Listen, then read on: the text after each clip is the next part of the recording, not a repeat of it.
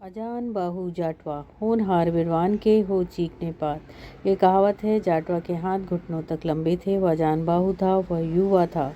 उसे अपनी आजीविका तलाशनी थी। एक दिन युवा जाटवा माता की आज्ञा लेकर गांव से निकल पड़ा। माता ने भारी हृदय से विदाई दी। बड़ा देव तुम्हारा सहायक हो, आशीर्वाद दिया। जाटवा चल पड़ा। दोपहर हो रही थी। सूर्य आकाश में सिर पर चमक रहा था।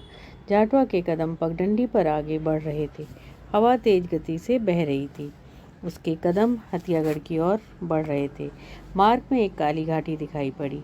जमीन से सैकड़ों फीट तक एक गहरा गड्ढा कई मील चौड़ा, वृक्ष लताओं से घिरा हुआ। यह पाताल लोक नहीं, पाताल कोट था। दुनिया का आश्चर्य अजूबा। जाटवा वहीं रुक गया। रात्रि विश्राम किया, फिर आगे बढ़ गया। जंगल घने होते जा रहे थे। सागौन वृक्षों पर लताएं झूल रही थीं।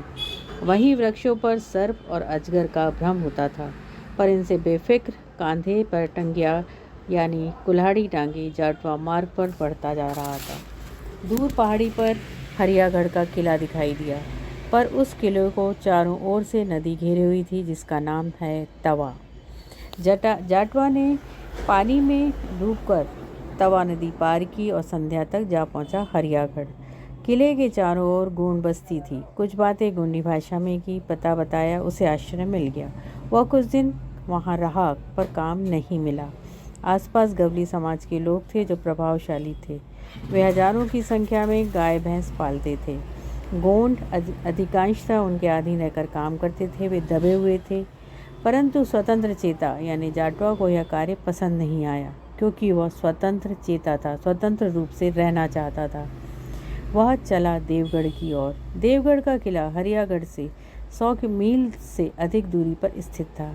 वह हरियागढ़ का ही एक भाग था, जहां राज कर रहे थे गवली भाई रनसूर और घनसूर। जाटवा की यही मंजिल थी। वह देवगढ़ की पहाड़ी पर दृढ़ कदम रखता हुआ आगे अकेले ही चलता रहा, चढ़ता रहा। उसने सिर उठाकर देखा। एक 10 हाथ मोटी एक लंबी दीवार से घिरा था। पर्वत पर काले मजबूत पत्थरों से बना, सिर उठाए खड़ा था देवगढ़ का किला। छिंदवाड़ा जिले की शान देवगढ़ का किला। जाटवा पहुंचा किले के दरवाजे पर। अजान बाहु जाटवा।